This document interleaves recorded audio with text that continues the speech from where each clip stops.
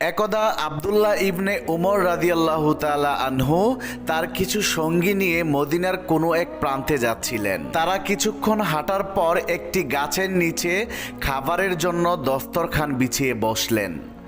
এমন সময় একটি রাখাল এই দিক দিয়ে যাচ্ছিল। তখন ইবনে উমর রাদিয়াল্লাহু তাআলা আনহু রাখালকে উদ্দেশ্য করে বললেন, ওহে রাখাল, তুমি এসো, আমাদের সাথে কিছু খাবে।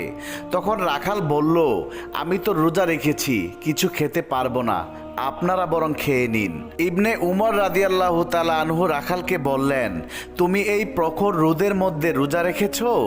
এই রোদের মধ্যে রোজা রাখা তো অনেক কষ্ট, প্রচণ্ড গরম পড়েছে। তখন রাখাল জবাব দিলেন, হ্যাঁ, আমি সেই দিনের জন্য এই কষ্ট করছি যেদিন শত চেষ্টা করেও কোনো নেক আমল করার সুযোগ থাকবে না। আমি সেই দিনের জন্য প্রস্তুতি নিচ্ছি যেদিন একটি নেকের জন্য মানুষ পাগলের মতো ছুটাছুটি করবে। আমি সেই দিনের জন্য প্রস্তুতি নিচ্ছি যেদিন নেকি বান্দারা আল্লাহর জান্নাতের মধ্যে চিরকাল বসবাস করতে থাকবে। তখন ইবনে উমর রাখালকে পরীক্ষা করার জন্য বললেন, তোমার এই বেড়ার পালের মধ্যে তো অনেক বেড়া এবং ছাগল রয়েছে, তুমি এখান থেকে আমাদের কাছে একটি ছাগল বিক্রি করে ফেলো, আমরা তোমাকে নগদ মূল্য পরিশোধ করে দেব এবং সেই সাথে তোমার ইফতারির জন্য ছাগলের গোশতও প্রদান করব। তখন রাখাল বললেন, আমি এই ছাগলের মালিক নই, আমি একজন কৃতদাস মাত্র। আমি যদি এখান থেকে কোনো ছাগল বিক্রি করে ফেলি তাহলে আমি মালিকের কাছে কি জবাব দেব?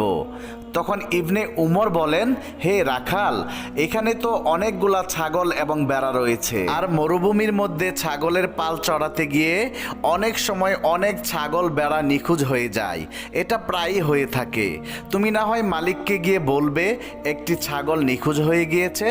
আব্দুল্লাহ ইবনে উমর রাদিয়াল্লাহু তাআলা আনহুর মুখে এমন কথা শুনে রাখাল এখান থেকে সামনের দিকে হাঁটা শুরু করলেন, আর হাঁটতে হাঁটতে আকাশের দিকে আঙ্গুল উঁচু করে বলতে থাকলেন, আল্লাহ তো সবই দেখছেন, সবই জানছেন। রাখালের এমন সততা দেখে আব্দুল্লাহ ইবনে উমর রাদিয়াল্লাহু তাআলা আনহু অবাক হয়ে গেলেন। পরের দিন তিনি মদিনায় গিয়ে ওই রাখালের মালিকের কাছে একজন সঙ্গী পাঠালেন। সেই সঙ্গী রাখাল এবং সেই ছাগলের পালকে তার মালিকের কাছ থেকে খরিদ করে নিয়ে আসলেন। আব্দুল্লাহ ইবনে উমর রাদিয়াল্লাহু তাআলা আনহু রাখালকে উদ্দেশ্য করে বললেন, আজ থেকে তুমি আর কৃতদাস নও, আজ থেকে তুমি চিরমুক্ত। এখন থেকে তুমি তোমার প্রভুর ইবাদত বন্দেগী যখন খুশি তখন স্বাধীনভাবে করতে পারবা।